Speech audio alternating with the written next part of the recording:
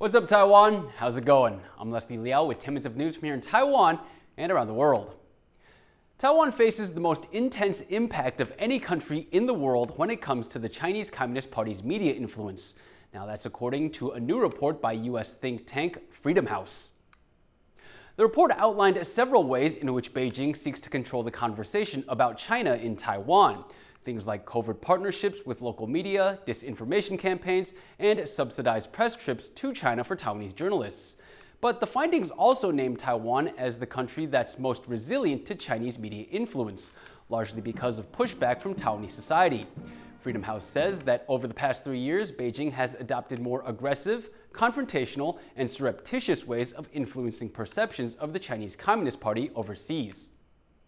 A new political group is seeking to become Taiwan's 80th registered political party. And as John Van Trieste reports, its platform is all about fun and one game in particular. As Taiwan enters election season, a new political party is joining the scene. Unlike most of Taiwan's 79 existing parties, this party has just one purpose: the promotion of a tabletop game called Mahjong. It's a lively game played with clattering tiles, and it's a fixture of family gatherings and late-night hangouts with friends in much of East Asia. But the party says there is a stigma around Mahjong, in association with gambling. It also says the game is targeted under Taiwan's anti-gambling laws. The party wants to clear Mahjong's name and make it accessible to all. 台湾麻将人口将近有400-500万人，如果我们只要有其中的1/20，我们就有可能成为国内最大的政党。我们会推派人选作为不分区域委。我的目标是每一个乡镇都有麻将。 On its first day, the party was already recruiting members, with ads in Taiwan's 3 biggest newspapers, complete with QR codes allowing readers to register. The government is reviewing the new party's application. It also says the party's claim that Mahjong is illegal isn't true, as long as players aren't playing for money. 赌博罪，它是一个涉性性的行为，就是所谓的基于偶然的事实来赌博财物，基于盈利的目的提供场所供人赌博的话，也会有赌博罪。 Still, some lovers of Mahjong say the chance to fix the game's image has piqued their interest in joining the party. 不要再那么刻板的，就是说，打麻将就是赌博。我们就是想说，打麻将也可以，就是一个麻将比赛，大家竞技，也促进一些老人家的一个休闲活动。 Whether Mahjong is a form of gambling or not, party leaders are betting that the game is popular enough to launch a new political movement. Alex Chen and John Van Trieste for TaiwanPlus. Taiwan has dropped 3 notches in a ranking of the best destinations for investment after Chinese military drills encircled the country last month. Taiwan fell from 3rd to 6th place on the U.S.-based Business Environment Risk Intelligence table. The country had risen from 4th place earlier this year and had been expected to hold on to that spot. But large-scale military exercises by China launched around Taiwan after the visit of U.S. House Speaker Nancy Pelosi have seen its political risk score plummet. Despite the drop, experts say Taiwan's economic outlook remains positive. 有兴趣的外资企业其实不会减少，只会越来越多，包含中国的风险、地缘政治的风险。如果还会持续这个样子的话，我想我们的大概的排名大概也就比较难有一个改善的空间了。 Taiwanese virtual reality films made a splash at this year's Venice Film Festival. TaiwanPlus reporter Andrew Ryan reached out to the director of one film, All That Remains. Craig Quintero is also artistic director of Taiwan-based Riverbed Theater. So first of all, can you start by telling us about your piece, All That Remains? As a medium, it's really exciting because the audience in their own home or here, you look behind me, in the space here, they can put on an Oculus headset and suddenly they're transported into this other world. And it's kind of a unique work that there's not really a set sort of plot or storyline or characters. It's more like a living painting or like a living sculpture. And so for this 12 minutes, these images sort of wash over the audience. And yesterday we were screening it for some folks. And then after this 12 minutes, they took off the Oculus and they were in tears. And it was interesting because, Romeo doesn't die or Juliet doesn't die, but something happens. And so it's less about the plot or about these people in the work and more about creating this reflective experience in which the audience can see themselves. Now, you've traditionally done stage plays. What are you hoping the audience will experience from virtual reality? In 2011, we started doing these performances for an audience of one.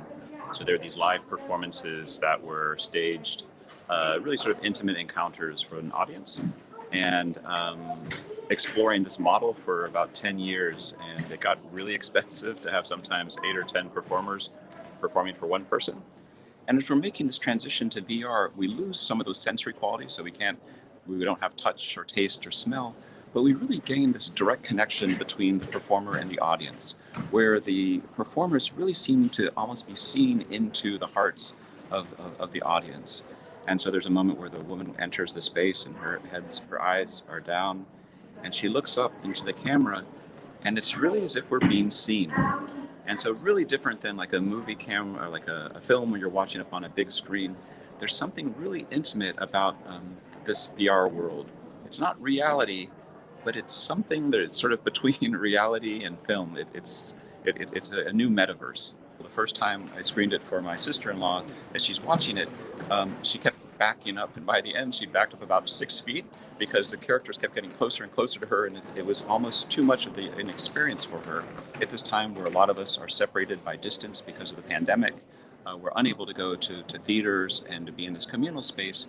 It's a really special journey, and it's a big step for our theater company. Now, I understand that there's actually a large contingent of artists from Taiwan who are in Venice this year. What's it like to be there with everybody representing Taiwan? Yeah, it's been an amazing experience. It's a showcase where, again, you say you're a Taiwanese company and everyone's like, okay, there's high expectations. And it's remarkable that within like 6 or 7 years, Taiwan has become a leader in this field. And I imagine in the years to come, Taiwan will still be sort of taking that leading role. Yunlin County in western Taiwan is celebrating the unique culture of its local Hakka people, a group that's lived in the area for more than a century. Jaime has more. Taiwan's Hakka people burn with pride for their heritage. Like most Taiwanese today, the Hakka are ethnic Chinese, but their language, culture, and history set them apart from the rest. In the western county of Yunlin, Hakka people hold a torchlit procession once a year to remember how their ancestors once protected their villages from bandits with night patrols. More than 1,000 take part. 所以其实已经传承了100多年。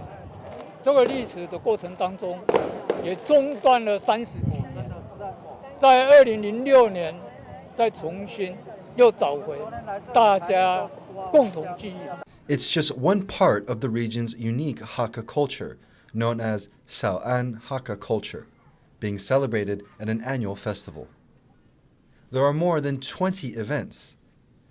They include traditional puppetry classes for children and the showcase of a fortune-telling technique that uses rice baskets to predict the harvest. 来深入的了解我们招安客云岭招安客的这个客家文化的一个这个文化的一个深厚的底蕴。那这次呢，我们同时就是在推动文化的同时，也希望带动观光。It's all a demonstration of how even as Taiwan has changed, old, deep-rooted customs live on. As Liao, John Van Trieste, and Jaime Ocon for TaiwanPlus. An amateur Taiwanese photographer has compiled over 300,000 photos of Taiwan's natural beauty into a 5-minute time-lapse video. Have a look at this stunning image. This is Xiting in central Taiwan with mist running off mountains. The photographer Chen Yongfeng is from the nearby city of Jiayi. The project took him 2 years to complete. Chen says he had to visit some of the locations multiple times to get all the shots he needed. The video includes photos from some of Taiwan's most scenic areas, including Yunlin County in the east and the central regions of Jiayi and Nantou. Thank you for watching What's Up Taiwan. Remember to download the TaiwanPlus app for more stories from Taiwan and around the world. Finally today, we leave you with images of an American artist turning potholes into eye-catching mosaics. His art varies widely, ranging from kittens and Taco Bell hot sauce packets to political messages. I'm Liao. Take care and see you next time.